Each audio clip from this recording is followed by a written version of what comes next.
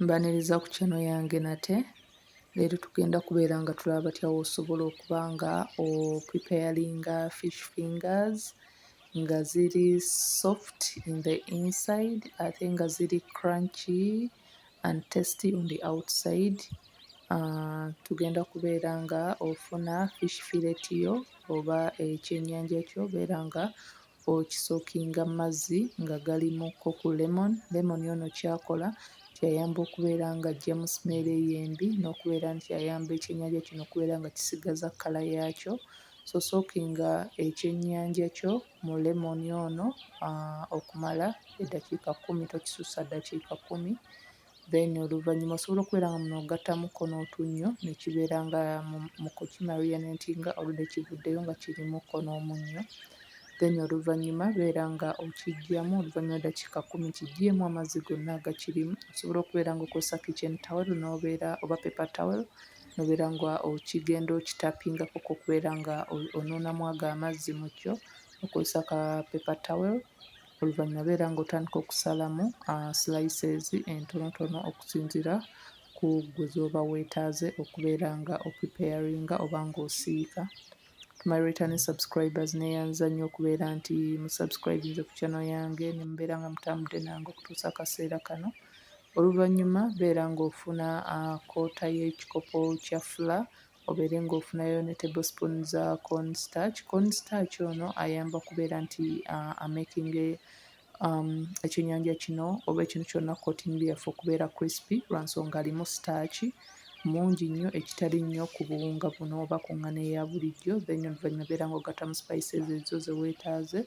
Nakozesezza black pepper, paprika ne nkozesa omunnyo. Then oluvannyuma beera nga otandika okuyiwamu amazzi omakinga ebbata oba omakinga paste enkwafu obulungi gye tugenda okubeera nga tukozesa mu kukootinga. Then sembyayo ng'oyiwamuko ka vinegar. Vinegar ono naye agenda kubeera ng'aleetako bubbles ezo eziyamba okubeera nti ekyennyanja kino kibeera crispy ng'okitadde muli ng'okisiise. Then oluvannyuma twerabira kubeera nga osizoninga ekyennyanja kino. Bw'oba wataddemu luli omunnyo ng'okimarinatinga wali mu ntandikwa teweetaaga kubeera ng'osizoninga na munnyo mulala.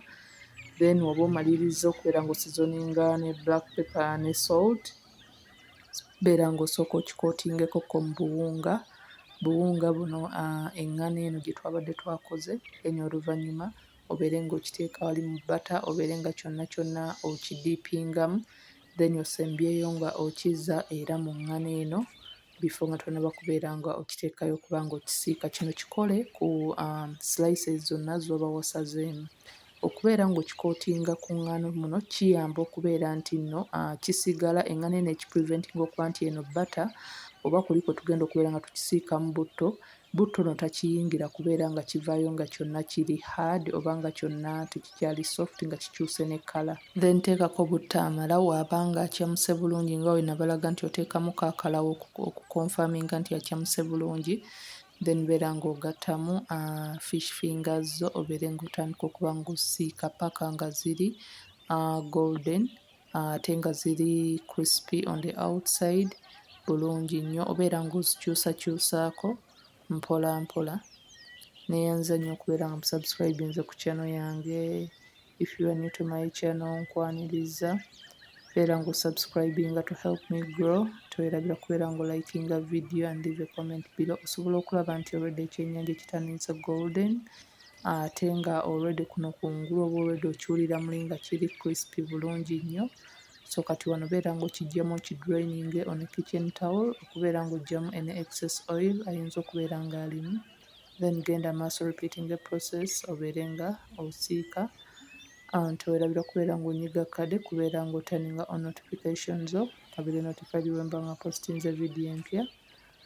Buli w'onyiga kkade making sure nti onyigako all notifications wali waggulu obeere nga notifications zonna ozifuna.